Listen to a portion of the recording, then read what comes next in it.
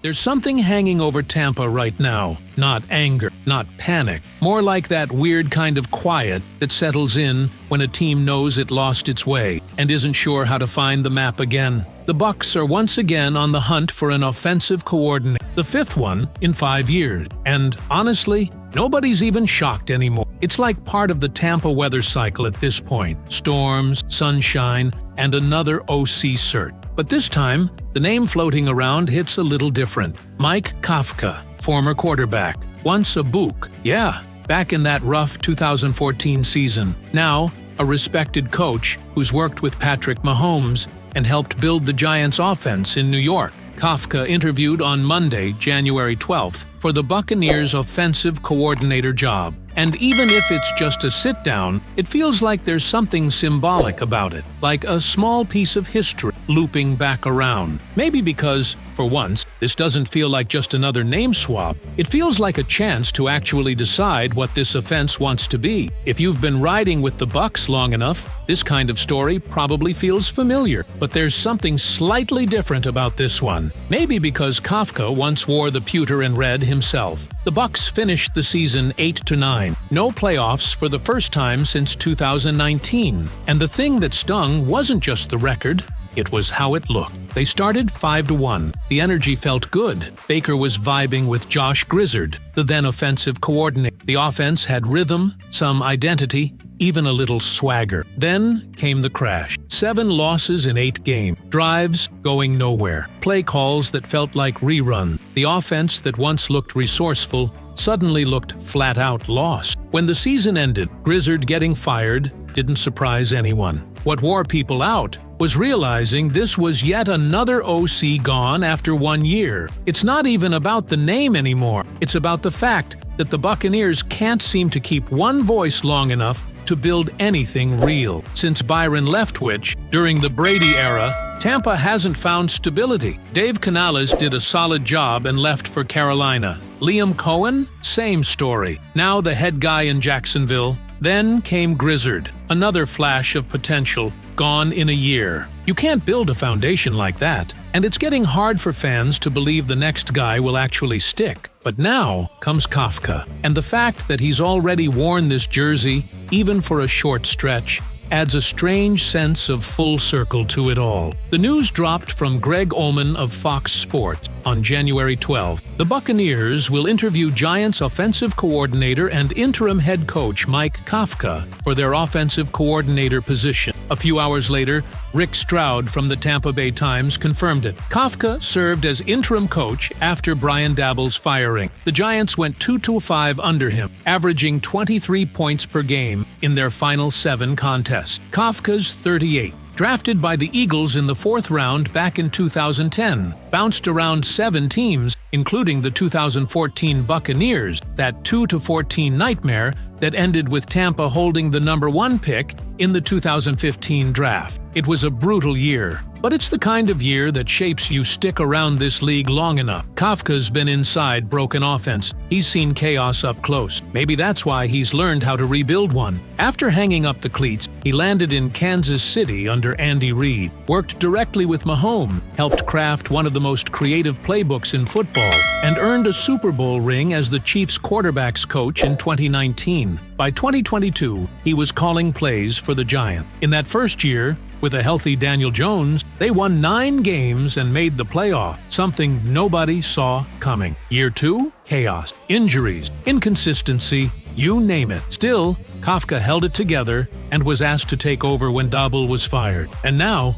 here he is, back in Tampa, at least for an interview. And the part that sticks out, he's an ex-Buc. That may not mean much to outsiders, but inside this fan base, that hits a chord. Because if there's one thing this franchise has wrestled with for years, it's finding an offensive identity that actually lasts. Bucs fans didn't explode with excitement. No wild takes, no outrage either. Just a collective, interesting. Some old heads joked about 2014, remembering Kafka as part of that Lovie Smith roster that barely won twice. Others focused on his Kansas City background and his reputation as a bright young coach. In the Bucs forums, the vibe wasn't blind optimism. It was grown-up curiosity. Something like, okay, Let's see if this one's actually built to last. And that's fair, because this fan base has been through enough offensive rebuilds to know the drill. Every new coordinator promises a new philosophy. None of them stick around long enough to prove it worked. With Kafka,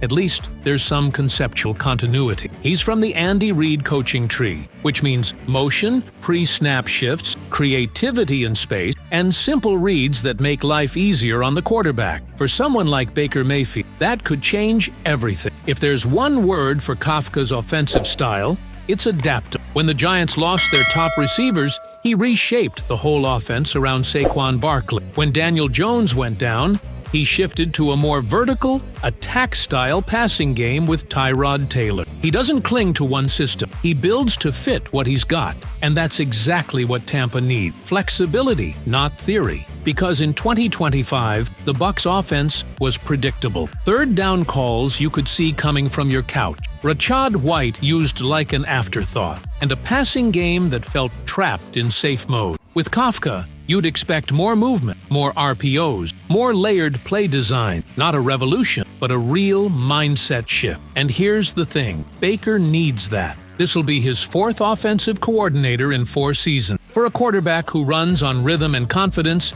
that turnover is brutal. Kafka's shown he can get results out of different styles of quarterbacks. He builds around what they do best, not what looks good on a whiteboard. In Tampa, that could finally tie the pieces together. Baker, Rachaad, Evans, Godwin, into something cohesive. There's something poetic about this, isn't there? Kafka once walked into one Buc place as a backup quarterback during one of the darkest seasons in franchise history. Now he's back, maybe to help rebuild another broken offense. But what people aren't talking about enough is what this says about Todd Bowles. He's not just looking for a play caller, he's looking for a philosophical partner. Someone who can own the offense without Bowles having to micromanage. Bowles is a defensive guy, always has been. Since Brady retired, he's had to rely on his coordinators to define the offense, and each time one starts to succeed, they're gone. Kafka, if hired, can't just be another offensive mind. He has to be an anchor.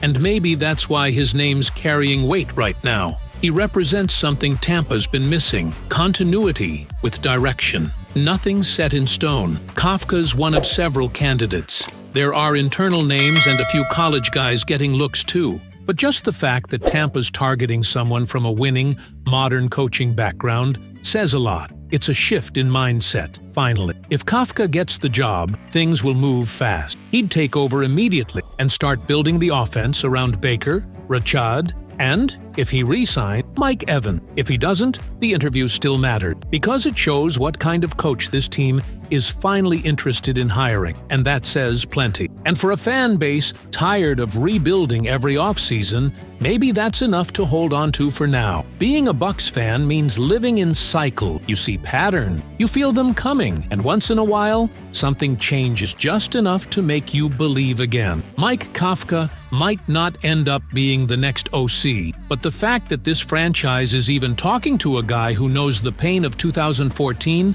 who helped build the Mahomes-era Chiefs, who gets what reinvention really means, that's a start. Because what Tampa needs right now isn't another new voice, it's a vision. And maybe, just maybe, the same guy who once held a clipboard on one of the worst Bucs teams ever could be the one who helps shape the next great Tampa Bay offense. Wouldn't that be something? If that thought hits you somewhere deep as a Bucs fan, yeah, you're definitely in the right place.